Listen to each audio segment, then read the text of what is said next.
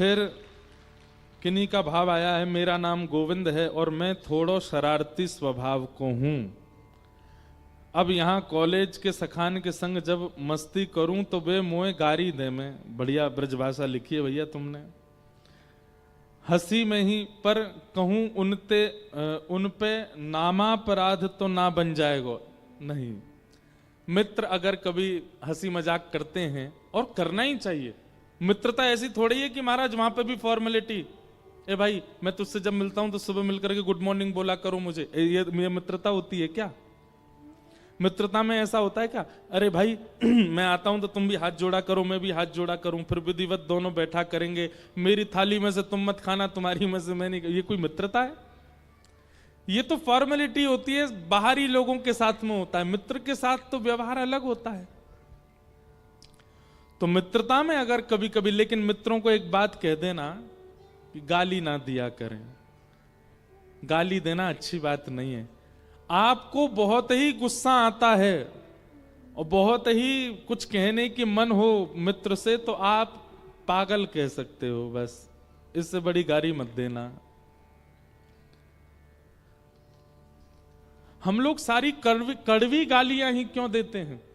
हम तो कभी कभी कथा में कहते हैं, मैंने गालियों का नाम बदल दो।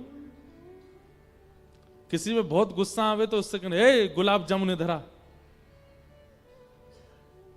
मीठी मीठी गाली तो अच्छा है ना, मित्रता और बढ़िया लगेगी आपको।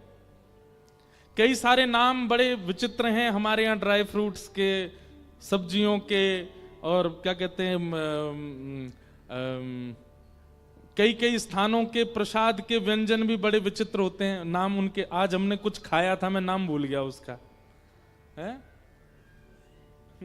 डुस्सू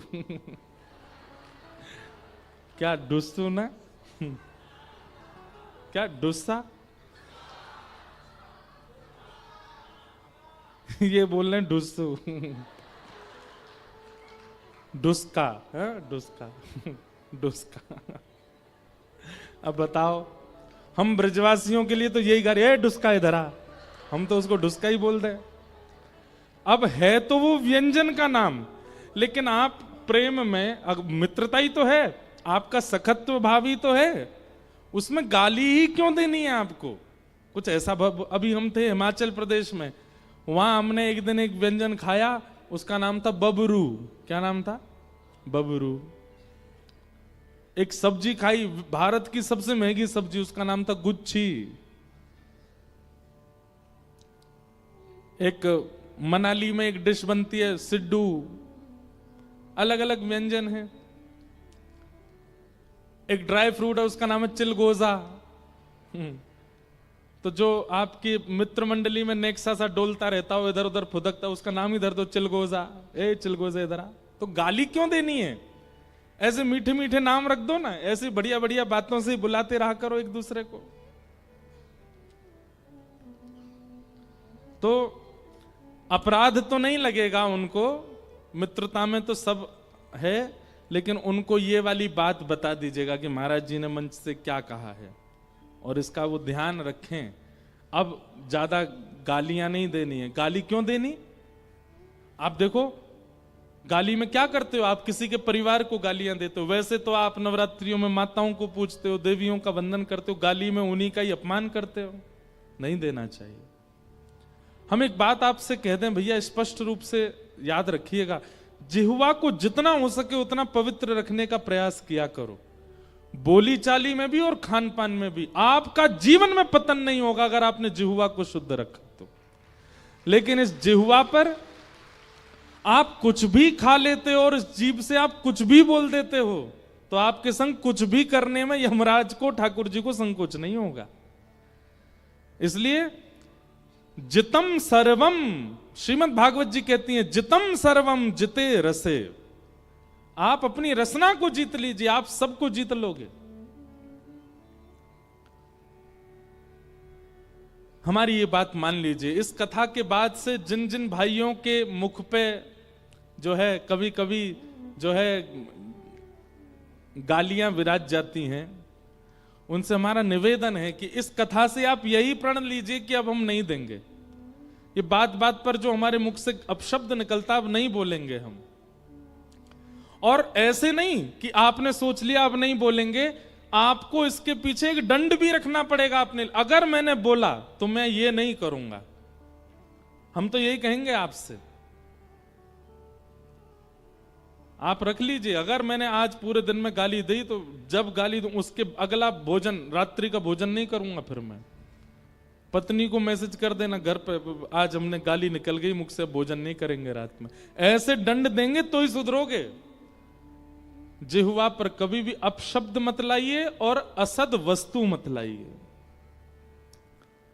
हमें सुनकर के थोड़ा सा कष्ट तो हुआ, पर हमारे झारखंड के लोग थोड़े कभी कभी खान पान में अशुद्धता कर देते हैं। हमारी प्रार्थना है भैया आपसे, मत कीजिए। आपने अगर अपनी जीव को संभाल लिया तो आपकी सारी इंद्रियां आपके वश में आ जाएंगी। और ये लूली बाई अगर आपके बस में नहीं आई तो फिर कोई बस में नहीं आएगा। एक भी हड्डी नहीं है इनके अंदर, पर आपकी एक एक हड्डी तोड़वाने की सामर्थ्य है इनके पास। कहां तक कहें महाराज, आपका 80 वर्ष का, 90 वर्ष का, 100 वर्ष का पूरा जीवन बिगाड़ने और संवारने की सामर्थ्य रखती है लूली बाई। इसलिए इनको संभाल लीजिए। आप कानों को मत संभालो, नेत्रों को मत संभालो, आदि आदि इंद्रियों को रहने दो जैसी हैं। इस पर काम करना शुरू कर दो। इस पर काम करना प्रारंभ किया, सब अपने आप वश में होता चला जाएगा। कई लोग कहते हैं हम अपने नेत्रों को अपने कंट्रोल में नहीं कर पाते, हम कानों को कंट्रोल नहीं कर पाते, हमको दूसरों की गपशप सुनने में ज्यादा ही अच्छा लगता है, हमको वार्ताएं सुनना बहुत ज्यादा ही अच्छा लगता है, हमको एक दूसरे की चुगली सुनना आदि आदि, इन सब में हमको सुख मिलता। ऐसी बातें लोग कहते हैं। कान वश में नहीं है। आप जीव को वश में करना प्रारंभ करो, सब इसी के वश में है। ये अगर सुधर गई तो सब सुधर जाएंगे। जितम सर्वम जिते रसे, तो ये इन भैया को हम बात बता रहे हैं। अभी तक तो अपराध नहीं लगा, लेकिन अब अपने मित्रों से कहना भाई गाली वाली देना बंद करो, नहीं देना है। फिर किन्हीं का